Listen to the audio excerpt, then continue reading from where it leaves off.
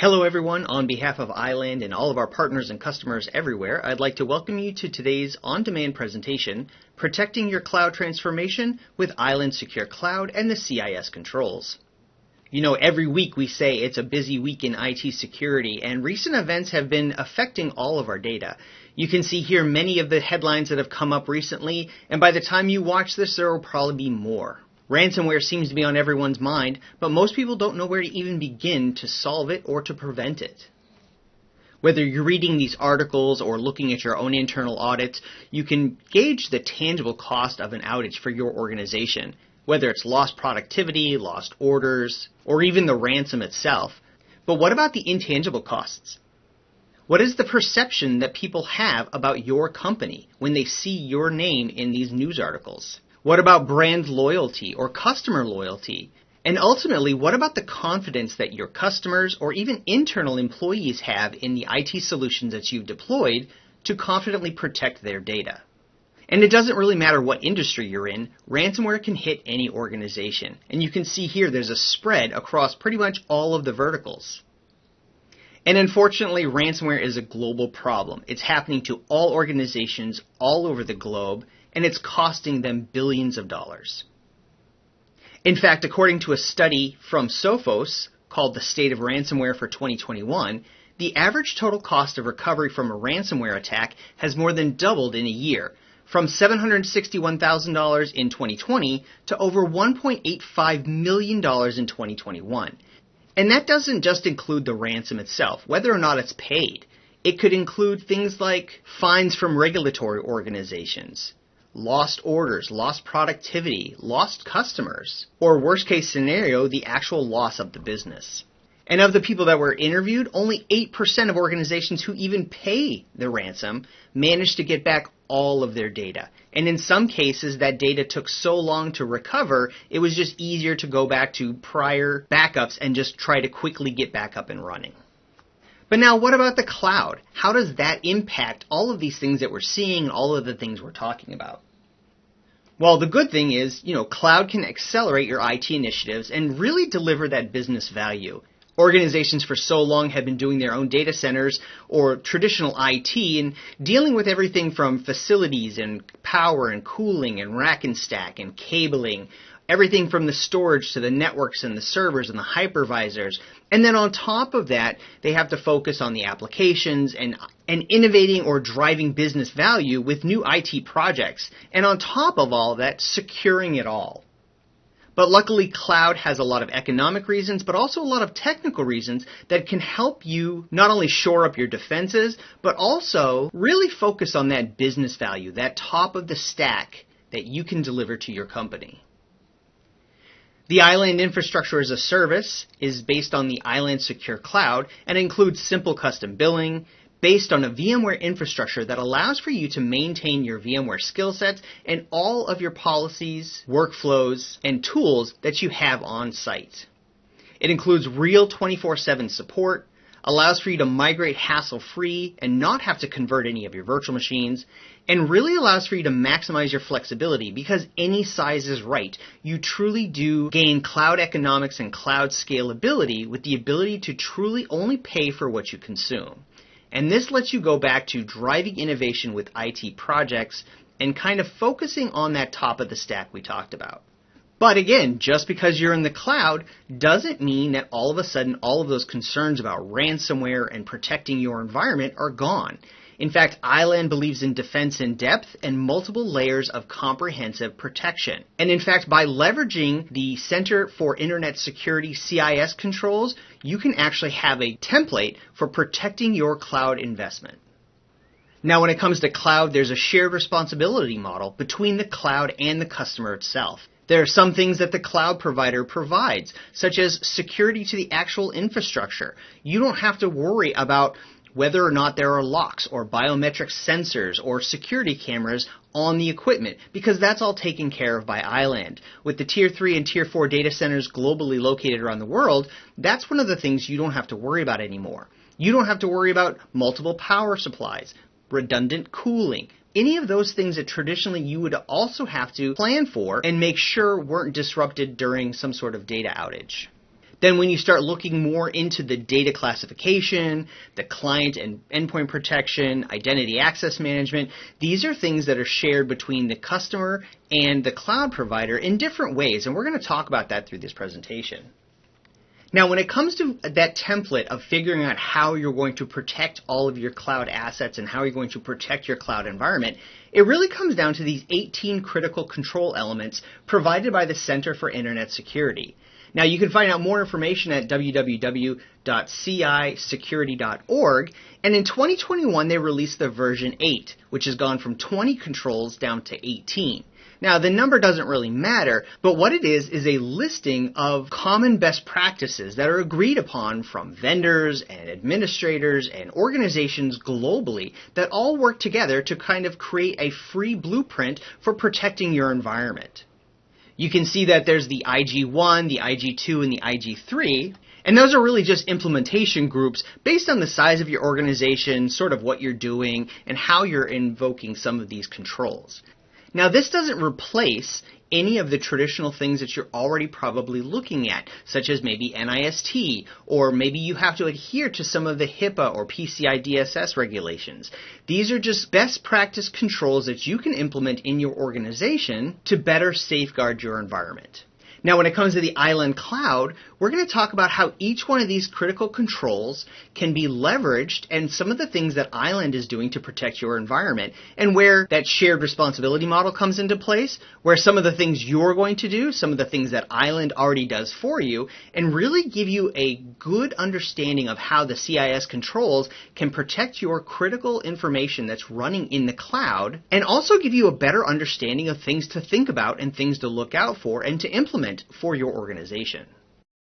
Alright, so let's go ahead and take a look at all of these different controls. Now, this is a 90-page document, and there are links to other 90-page documents. So there is a considerable amount of information out there around the CIS controls. So we're not going to read through all the documentation. We're not going to talk about every single individual safeguard or individual group. But we're just going to talk a little bit about how the iland Secure Cloud can help you meet some of these safeguards, and then also show you where your responsibility comes into play for protecting your cloud investment. So let's talk about control number 1, inventory and control of enterprise assets. Now, this is a pretty big thing because honestly, you can't protect what you don't know you have. And if there are things that are slipping in and out of your environment, that can pose problems. So this is everything from your enterprise environment. We're talking phones and laptops and tablets and wireless access points and everything that you can think of that has anything to do with your enterprise has to be inventoried, and you have to know about it because, again, if you don't know about it, you can't control it, you can't protect it. And mainly, not only knowing what you have is important, but also knowing what shouldn't be there so you can actually disconnect it or disable it or do whatever you need to do for that. So let's talk about the iland Secure Cloud Console. So the iland Cloud Console is a unified management platform that shows you all of your cloud assets. Now at iland we do a lot of things like backup and disaster recovery, backing up to object storage, backing up your Microsoft 365 environment, and a number of other things. But primarily when you're talking about running your production workloads in an infrastructure as a service environment, that inventory and control still is important.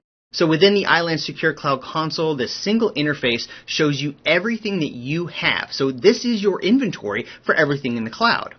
Now, obviously, this won't take into consideration any of your end devices or devices that are being used to communicate with the cloud, and that's going to be part of your roles and responsibility. But within the iland cloud and all of the assets that you have, you'll be able to see them here. Over up here, you can see all of the different global data centers that have resources in them. So again, you may have multiple different virtual machines, multiple networks, multiple VMs, multiple DR scenarios and runbooks all across the world, and you need to be able to manage and maintain your inventory to kind of meet that control number 1. And within the console, you can dig into any of these. You can click on a virtual machine and find out a little bit more information about that. And we're going to talk about that through some of the other controls when it talks about performance, monitoring, backup, recovery, etc. And that brings us to control number 2, inventory and control of software assets. Now, obviously, this makes sense because you have your hardware assets and you have all of your enterprise class things. And sometimes virtual machines can be seen as software assets, or maybe they're seen as hardware assets because they used to be servers, etc. But really, 1 and 2 are really all around knowing what you have and knowing what is allowed to be there and knowing what's not allowed to be there. So this is all about actively managing the actual operating systems, the software assets, any applications you have within your organization or within your virtual machines.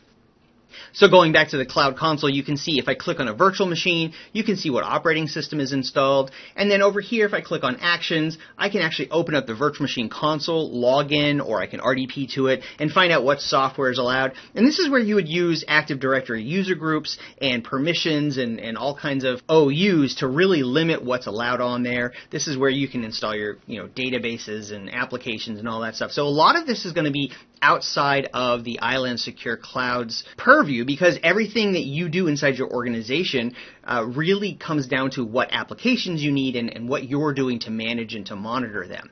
But from within here, you can see all of your different virtual applications, you can see what operating systems are being run, and you can even see firmware and software for your edge gateways and your NSX networking, and we'll talk about that in a little bit as well. Now, control number 3 is about data protection, and data protection means a lot of things to a lot of different people. Sometimes data protection means firewall. Sometimes data protection means backups and recovery. But in this case, data protection really talks about developing processes to handle and classify your data itself, or to dispose of it. And so this really is going to lie in the responsibility realm of the customer, because there's things like, is it a secure document? Does it need to be encrypted? How do I encrypt it in flight? And the iland Secure Cloud can provide some of those things, such as encryption of virtual machines, and you can have some software level encryption inside your operating system or inside your virtual machine to also provide that functionality and stuff.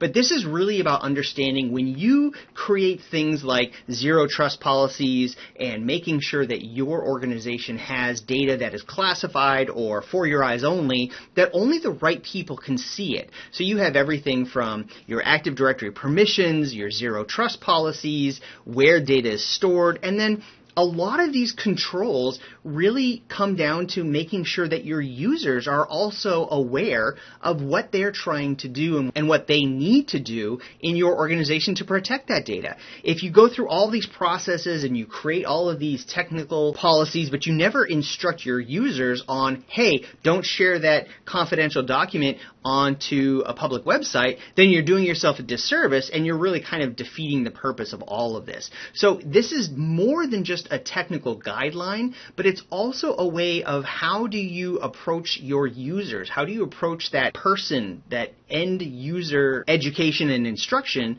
to really get them to understand how important this is? If you have a file that is in a folder that only 3 people can see, you need to make sure that those 3 people don't take that file and then email it to somebody else that's not in that chain of custody. Now, when you get into some of the higher implementation groups, you get into things like encrypting removable data or not letting USB keys be attached, document data flows and classification schemes and stuff like that. And that's kind of outside of the view of what the cloud interface is going to help you do. But these are all techniques and processes that you need to implement the higher you go as far as implementing these strategies, encrypting sensitive data, deploying a DLP solution, those kinds of things. One other thing to mention, again, this is part of the customer's responsibility, is about data retention. And a lot of times when you hear retention, you think about backup policies and how long do I want to keep a backup around. And that's important, but retention for data discovery and data protection and classification is also important, because it also allows you to maintain the knowledge that if a certain sensitive document should only live for a year, that after a year something is done with that. And again, that's going to be under the customer's responsibility. Control number 4 is around secure configuration of enterprise assets and software. And so, the first couple are all around understanding what it is you have, so you know whether or not it's allowed to be there, both from a virtual machine or device or software. Number 3 is around the data itself. And number 4 is around how do you manage the configuration of all this stuff.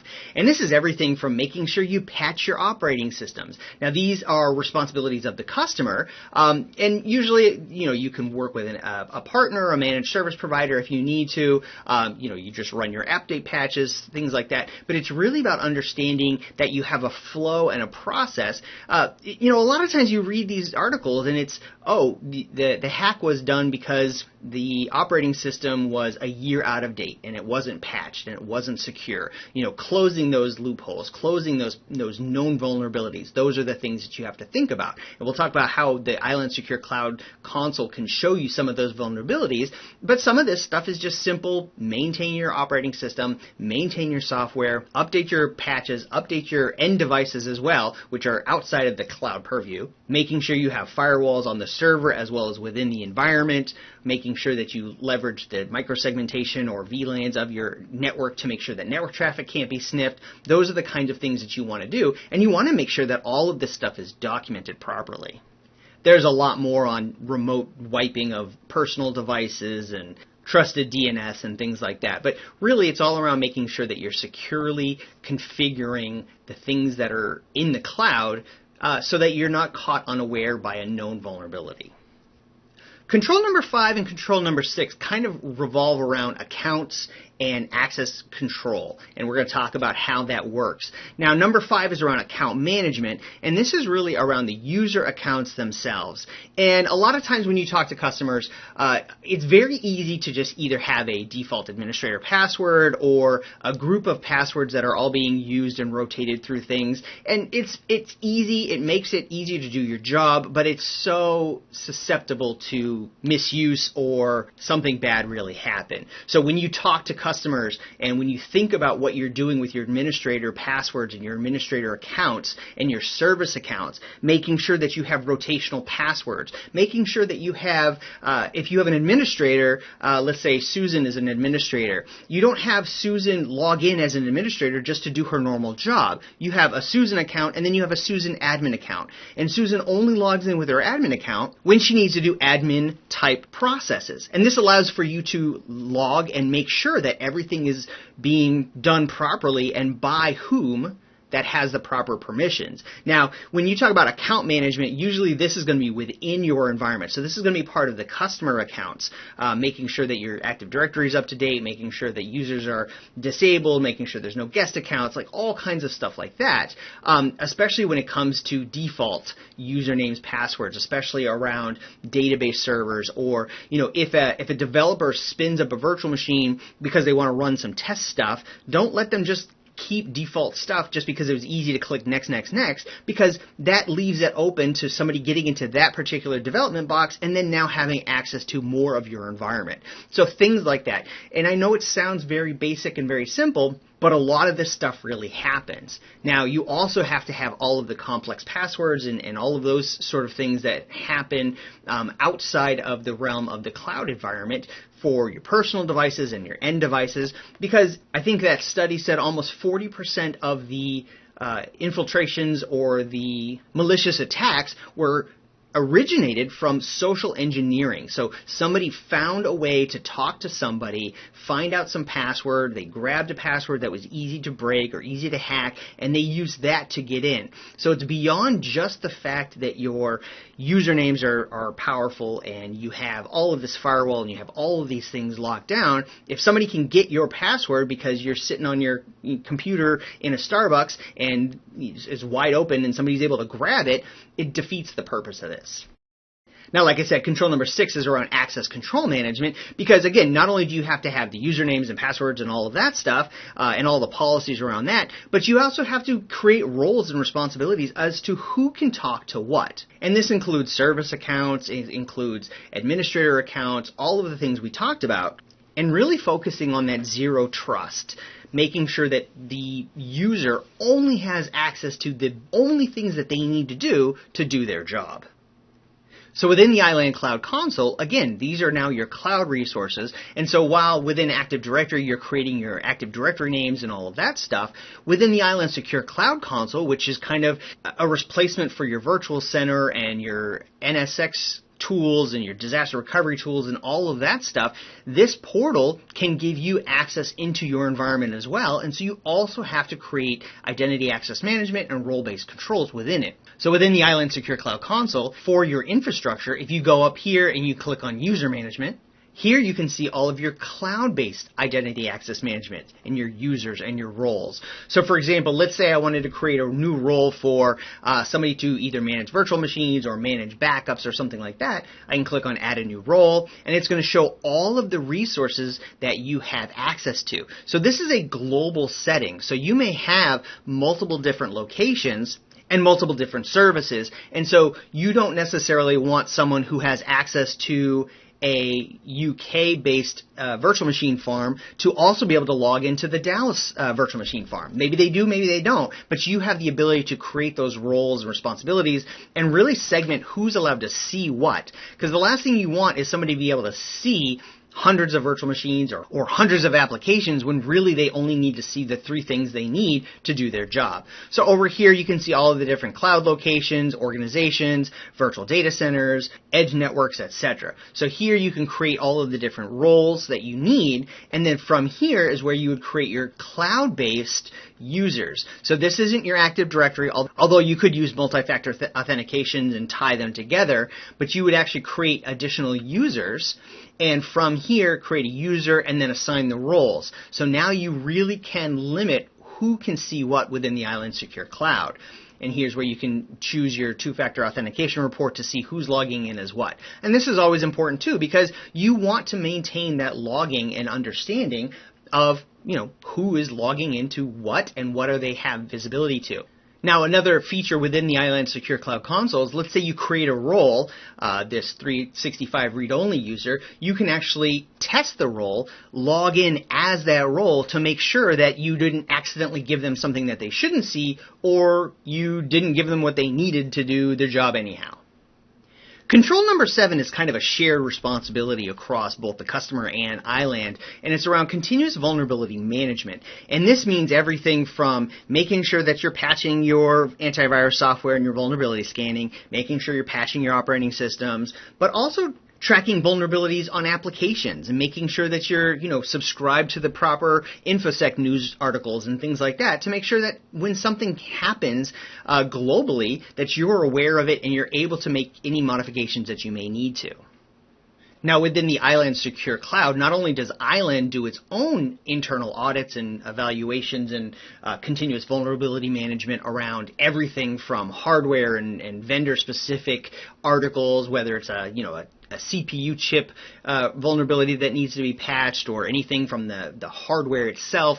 But within the actual console, you have full visibility and access to your own vulnerability scanning and your own security stuff for the information that's within the Iland Secure Cloud. Obviously, you also need to maintain this within your portable devices, any sort of end-user devices, any sort of access points, etc. But within the Iland Secure Cloud Console, you click on Security, and here you can see there's an entire suite of tools that is provided from Iland at no additional cost to you that can run vulnerability scannings, malware and virus updates, log inspections, all sorts of stuff here, and it will give you the reports that you need. So this is one of the powers of the Iland Secure Cloud. By putting your virtual machines in here, you're not also having to bring your own security suite, bring your own malware suite, bring your own web reputation suite and DNS issues and all that stuff. All of that comes within the Iland Secure Cloud Console and makes it really easy for you to just spin up virtual machines, put them on the right network, and do that.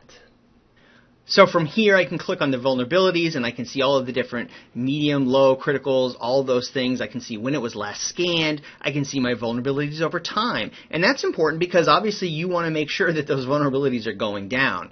You can also see all of the different scans and download the reports as need. And this can be useful for InfoSec or for auditing, or even your customers when they request an audit. As more and more insurance companies, as more and more customers are becoming more wary, they're asking for this information. If I want to put my data in your environment, what are you doing to protect my data? Or an insurance company saying, what are you doing to mitigate the risk to me, the insurance company, for a cyber attack, etc. So all of these reports, all of these auditing, all of these things are important for you in addition to following the entire CIS guidelines. And speaking of auditing, control number 8 is about audit log management. So collecting, alerting, reviewing audit logs for events that can help you detect, understand, or recover from an attack. So we talked a little bit about how the security pane within the Iland Secure Cloud Console can show you that, and that will show you all of the malware and the antivirus scans, any sort of vulnerability threats, and allow for you to run a report and then take action on that. So again, whether you're auditing it internally or for your external customers, this gives you all the tools you need to adhere to some of these processes. So we looked at the security logs, but there's also some other logs that can help you understand some vulnerabilities or some just weird stuff happening, and that can be done in the networking section. We'll talk a little bit more about networking in a little bit, but when you think about networking audits and logs, you can find all that information within the networking section of the Secure Cloud. I can drill into any of my edge gateways, and I can see where my syslogs are being sent, and I can even create some edge alerts based on whatever I'm looking for so that I can be alerted, again coincided with that control number 8. Now, control number 9 is really in the realm of responsibility for the customer. It's around email and web browser protections, and especially around email filtering and spam detection and that kind of stuff. The Iland Secure Cloud does have some web reputation stuff to kind of allow you to whitelist or blacklist or block some of that traffic as well. But you really want to make sure that your users aren't getting emails from Bank of America that says, hey, click here because your account's been disabled, and when they click on it, it downloads ransomware and infects your entire environment. So that's going to be something that you look into. There's all kinds of tools and processes that are available, whether you're running it within your own organization or whether you're using a SaaS-based application. And this last sentence, these are opportunities for attackers to manipulate human behavior. This, again, goes back to that social engineering aspect around these breaches, these malicious attacks, being able to figure out how to get into an organization through a person because that person either made a mistake or wasn't properly trained is what's causing a majority of these attacks. You know, recently there was an article about a software developer, and somebody was able to say, hey, I lost my phone at a party, I need access to my Slack. They got access to Slack, and then from within Slack they were able to talk to a bunch of the other people, get some usernames and passwords, and then from there they had full access to source code, and they were able to put it out onto the internet. And it really was that easy, because when you get a Slack message, you just assume that it's from that person. So at multiple layers, you have to protect this environment, and it starts with that user policies, procedures, and awareness. Control number 10 is around malware defenses. Now, malware, crypto, ransomware, all of this stuff, you know, it's beyond just viruses nowadays. You need to be able to protect. Now, the Iland Secure Cloud comes with a full suite of malware detection, antivirus detection that runs outside of the environment so that it can make sure that your environment is running and running cleanly and is being always updated. And there's so many things you can do with this, whether you're disabling the execution of scripts from a USB key on a laptop, or making sure that email attachments don't include code to PowerShell scripts, etc. There's a lot of things you can do, and let's take a look at the Iland Secure Cloud Console's malware and antivirus scan real quick. So just like before, within the Security tab, here you can see all of the viruses and malware scanning, the number of hosts that are scanned, any of the hosts that may be at risk, as well as any of the reports that you need. And then you can also do agent-based stuff and run stuff within. So there's so many different tools and processes and available applications that can help you do this, but you have to make sure that it's always up to date, whether you're using cloud-based definitions or really locked down administrator accounts and no execution policies. There's a lot of things that you can do to adhere to this policy.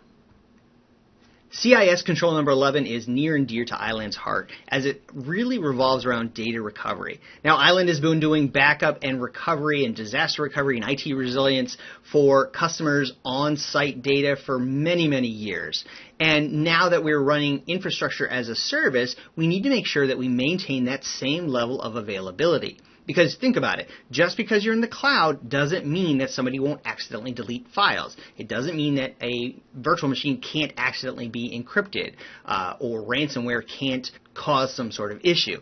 So data recovery is just as important in the cloud as it is when you own your own data center. Now, luckily, iland, being a cloud service provider that offers backup and disaster recovery anyhow, made it really easy for us to implement these type of techniques into our iland Secure Cloud. So within the iland Secure Cloud, there's a bunch of different ways we do this. The first way is obviously backups. We adhere to the 3-2-1 rule of availability, and that one, if you're on site, is all around having an off-site air-gapped backup. And that's very important because what you don't want is some sort of malicious user or malicious software to destroy that backup data. So if they get in and they destroy the data and then they destroy the backup, well, you don't have anything. So by having an air-gapped, encrypted, unavailable to attackers version of that backup, you can easily restore.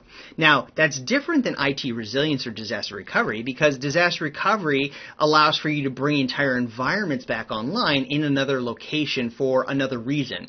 It could be a service outage, it could be a hurricane, it could be something like that, but they're both necessary and they're both important depending on your RPOs and RTOs and your guidelines that you have internally. Now, we could spend hours and hours and hours talking about just backup and disaster recovery. So just understand that within the iland Secure Cloud, you have built-in backup and the availability to do cloud-to-cloud disaster recovery all within the iland ecosystem.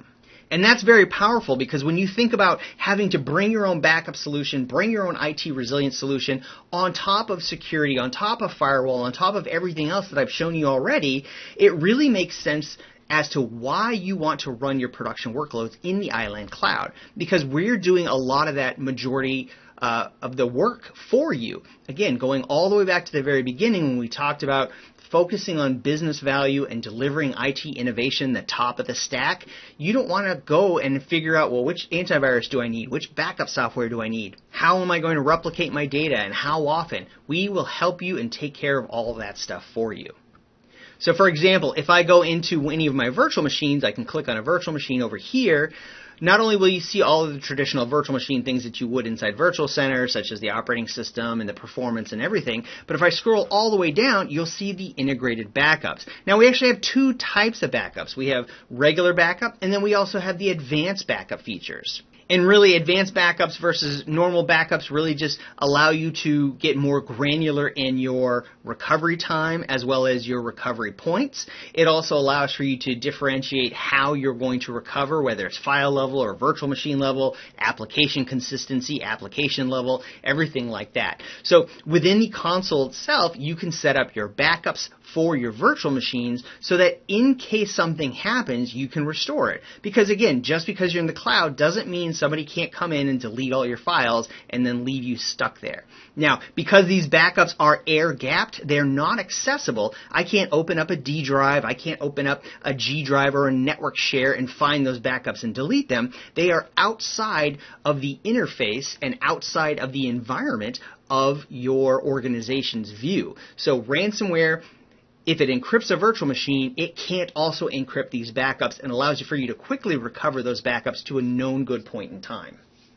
And then when it comes to IT resilience, over here we have multiple different ways for you to create recovery groups and disaster recovery failovers. You can run tests, and there's an entire solution around cloud-to-cloud disaster recovery and IT resilience, making sure that it allows you to bring environments online. And again, it may not be a catastrophic outage like a hurricane. It could be 17 virtual machines are in a state that isn't good, whether it's encrypted or even a software patch failure, and you need to quickly bring your organization online while troubleshooting what's happening. You can quickly fail over, bring your organization online with a much tighter RTO and RPO than a backup, be running while you're troubleshooting the other environment. And so there's multiple reasons why you would incorporate both backups and IT resilience or cloud-to-cloud replication inside your cloud-based infrastructure. Now, control number 12 is all around network infrastructure management, but you're in the cloud, so you say, well, I don't have a network infrastructure management, but that's not true. Within the iland Secure Cloud, you have software-defined networking using the VMware NSX stack, so it's very important that you maintain the same level of security and control and policies and procedures and everything, auditing, control, that you did on site, but now you don't have to worry about cables and plugging in a new fiber line or anything like that. But you still have the same responsibilities. Now, obviously, this also applies if you're doing multi-cloud or you're doing a hybrid cloud where you've got your own on-site. So you want to make sure that you, as the customer, are protecting your access points and you're protecting your wireless devices and you don't have guest access and all of that other stuff. But within the iland Secure Cloud, you can actually monitor and manage your entire network infrastructure, whether you're doing segmentation or VLANs or SSL VPNs between sites. You can do it all through the networking wizards. So from up here, you can click on the networking tab. And again, before I showed you this, but you can click on your edge gateways. You can see all the internal networks. And this is important because just because you're in the cloud doesn't mean you don't want to segment your environment. You want to create your VLANs. You want to create your micro-segmentations. You want to make sure that data is only being shared and seen across the network, whether it's virtual or physical, just like you did when you had your own data center. You don't want to have every single server able to talk to every other server if there's some sort of classification going on and you need to protect that data. So from here, you can click on any of your edge gateways. And again, this is all leveraging the NSX networking stack. And one of the powers of Iland is that not only can we provide you a full NSX networking stack, but we can also leverage any of the virtual networking devices that you're currently using. Maybe you want to bring a Cisco firewall into your organization. We can help you understand how that fits and how you can manage it and how it can communicate with your entire cloud-based environment. We had already talked about the syslog servers, but from here I can click on everything from the firewalls. I can configure my firewall settings. I can configure my NAT, my routing, my layer 2 VPNs if I'm going somewhere else, all of my certificates, all my SSL VPNs. Everything that you need to manage in your software-defined network can all be done from here. And again, control number 12 is all about actively managing, so tracking, reporting, and correcting. So it's very easy to come in, find something that you need to change, something you need to fix, and make a change very easily within the console. And that leads straight into control number 13, which is very similar around network monitoring and defense. So instead of just thinking about your wireless access points or who's accessing individual edge gateways, but also the network traffic itself, making sure that you have flow logs, making sure that you have intrusion detection. So when we go back into the console, I will show you that we actually have some network traffic monitoring as well as intrusion detection built into it, as well as traditional things like DDoS attack prevention and things like that. As you get into the higher IGs, you can think about things like application layer filtering and making sure that things are tagged certain ways so that only certain applications and certain virtual machines and certain networks can even see things. So there's a lot going on, and you can see that IG1 really doesn't have a lot in here because Control 12 kind of encapsulates a lot of what you would consider the normal stuff. But as you get higher up into the implementation groups and the higher tiers of security, you start really drilling down into every little packet inspection, packet sniffers, everything like that. So within the console, not only can you see your bandwidth utilization, which can help you look for anomalies or spikes or anything like that, but within the security tab, you can go down and see if there's any packets allowed, packets dropped, or any web protection intrusion going on. That also helps you understand what's happening within your organization. Now, one of the biggest challenges with all of this is sometimes you can be overloaded with information. If you have everything in your environment all going to the same syslog server or the same SIM server, it can be almost overwhelming when there's thousands of messages coming in. So you really have to not only alert, but also filter properly so you know what you're looking for and you can act quickly when there is an alert, because the last thing you want is thousands of alerts coming in, but you're so used to seeing thousands of alerts that you actually miss a critical alert happening or some sort of breach or issue. Now, CIS Control 14, Security Awareness and Skills Training, is probably the hardest thing to do for any organization. And it's not just IT's responsibility, it's not the cloud responsibility, it's not the customer's responsibility, it's everybody's responsibility, because there are so many things that happen, and it goes from don't download a file that you don't know where it came from to don't click on a link from your Facebook ads. There are so many things, and constant awareness, constant reminders have to happen all the time. So this is one of those things where it requires IT, it requires HR, it requires training, it requires management, executives. Everyone needs to be on the same page to make sure that everyone across the company understands the risk to their data and to the company's data and all the things that they can do to prevent it. And this is everything from flagging messages as spam in email, making sure you don't click on stuff, making sure you don't pop in USB sticks to your laptops, making sure you're not sitting on Starbucks with a open VPN. All of those things happen all the time and cause all sorts of issues for organizations, and it's a continual reminder. It's not uncommon for organizations to monthly remind their users, and yes, sometimes it can be a pain, but every month when you get that reminder that says, hey, these are the number of phishing attempts that we were able to block using our software. These are the number of blocked accesses that we were able to find. These are the number of things that we were able to do to protect you, your data, and our company. It's important to remind users how important and how vulnerable they can be to everything from social engineering all the way down to application maliciousness. And it's not just your own internal company. Control number 15, service provider management. Now this is important because as you start using SaaS-based applications or other vendors or other companies, the data starts to mingle. Operations include something in the cloud, something on site, something in an app, something on your mobile device, and they're all talking. So you need to have that process to evaluate your service providers, the people that you're talking to. Now luckily with iland, we have a huge comprehensive compliance team and certification process and all of the things in the background, and we'll talk about that later, that is going on so that we can provide you all the audits and documentation and really just sense of security in leveraging the iland Secure Cloud. But you need to do that with everybody. Just because you're working with an application provider and they say, hey, send us an example of your workload and we'll run it through our tool and show you how cool it is. Do you trust that application provider? If you just send them a bunch of your sensitive data so that they can do something with it to prove to you that their application stack works, what if they get hacked? What if now your data has become compromised through another vendor? Those are crazy scenarios, but they happen all the time. And this is where your CISO and your InfoSec team really come into play, because they want to know that the data that they're controlling and all the policies and procedures that they have in place for your internal people is also being applied to any vendors you're using, any customers that you're using and talking to. Now that being said, within the iland Secure Cloud, if you go to the Security tab and you scroll all the way down, not only did we talk about the security over time for your internal stuff, you can see your logins and your cloud history, but here's where you can get all of the iland compliance reportings. So whether you're doing audits internally, audits for your customers, or you just, again, you want to validate that your third-party vendor is adhering to all of the attestations and certifications and things that you need, here's where you can find out the information about how iland is doing the penetration tests and the PCI DSS and HIPAA and all of those things. And you can download these reports for your own internal or external audits.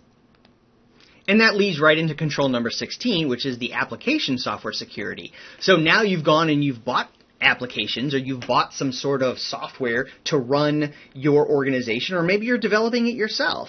You still have to have all of that same security life cycle that you did for your vendors and for your operating system and your firewalls for that application. If you have a developer and they're opening up certain ports because that's the port that they have always used for some sort of communication between the database and the application, but that port is vulnerable to some other thing, you need to know that. Just because you're developing it in-house, just because you're buying it from a known reputable vendor, doesn't mean that the security is perfect, and you have to maintain the security of it. You have to maintain any patches, any vulnerability reports. You need to make sure that you subscribe to any newsletters from these vendors.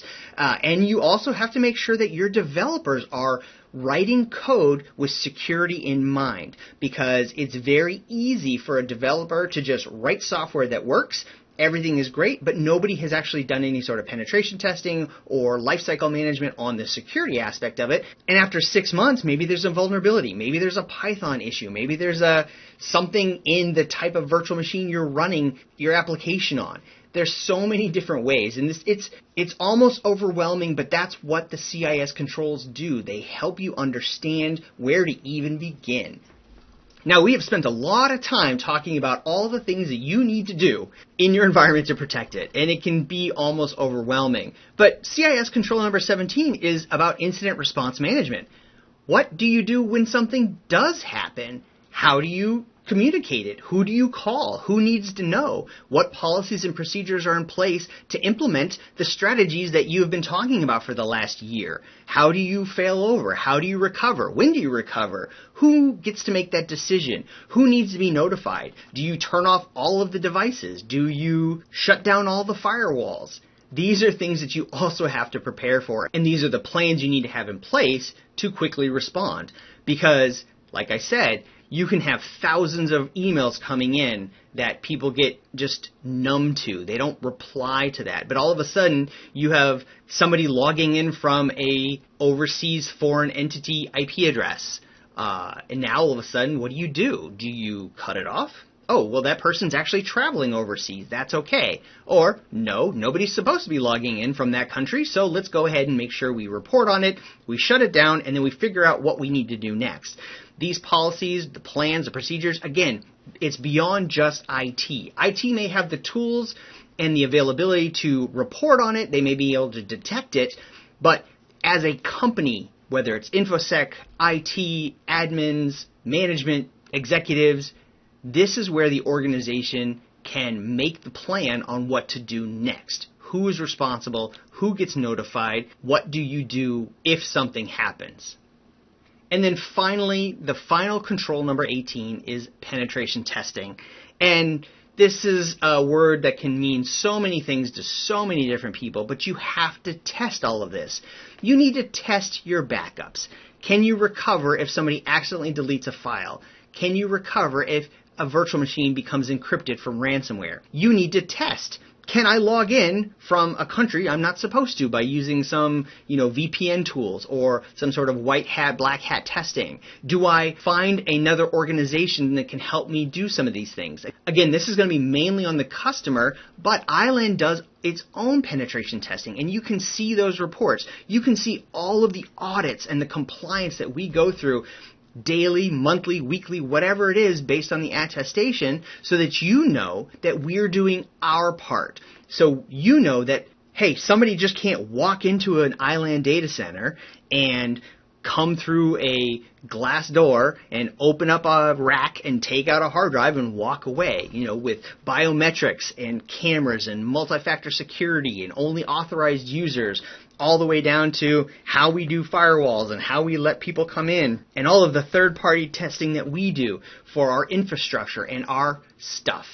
That then can be reported and used as a template to how do you do it for yourselves, for your own internal things. And it goes beyond just the IT penetration testing from an infrastructure perspective. Think about how you would approach social engineering. If you were to ask someone to give you a confidential document that you know you're not supposed to have, and they give it to you just because they know it's you, what do you do? What's the policy? How do you prevent that?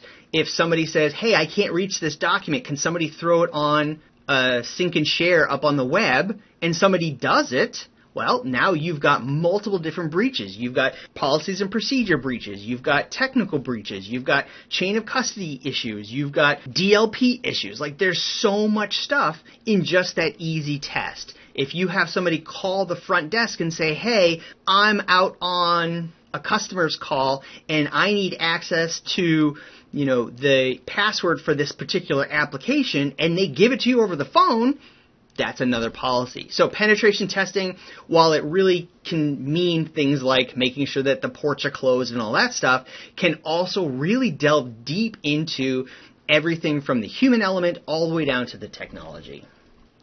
So there you have it. 18 different controls, and that's actually down from 20 from the version 7. And it can be almost overwhelming. But just know that the breakdown of roles and responsibilities between the cloud vendor and the customer can help you understand what you need to do. But know that iland Secure Cloud has a huge part in making sure that you are secure in your environment. And we help do a lot of these things for you.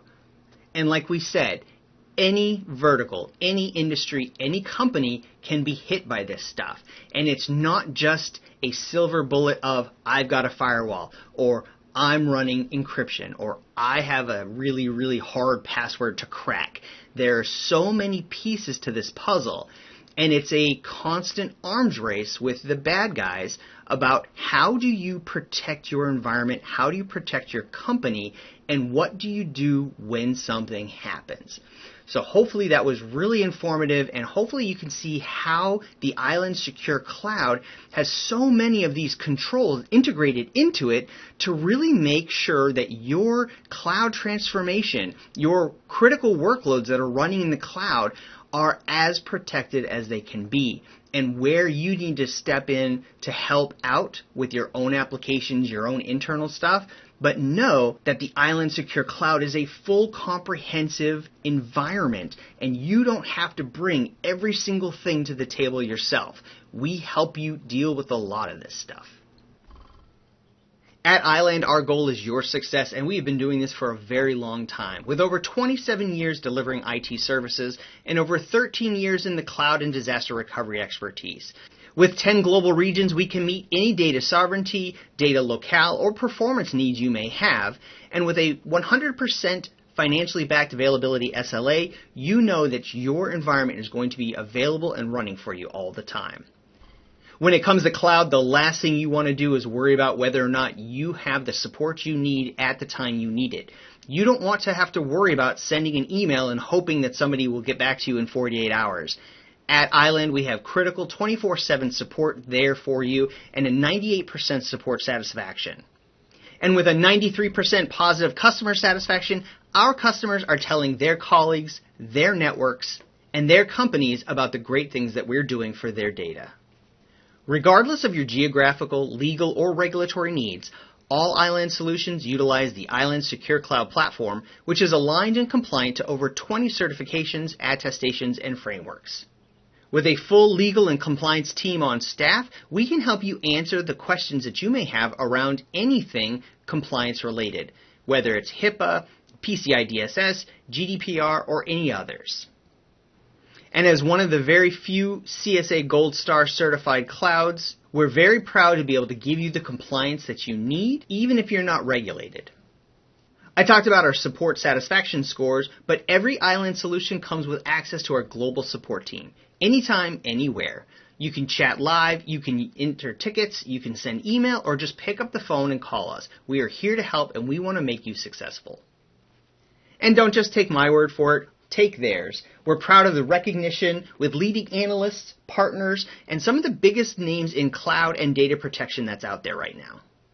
You can always connect with us at our Success Center at success.iland.com, which is filled with technical tips, guides, and product release information for all of our industry-leading services and offerings.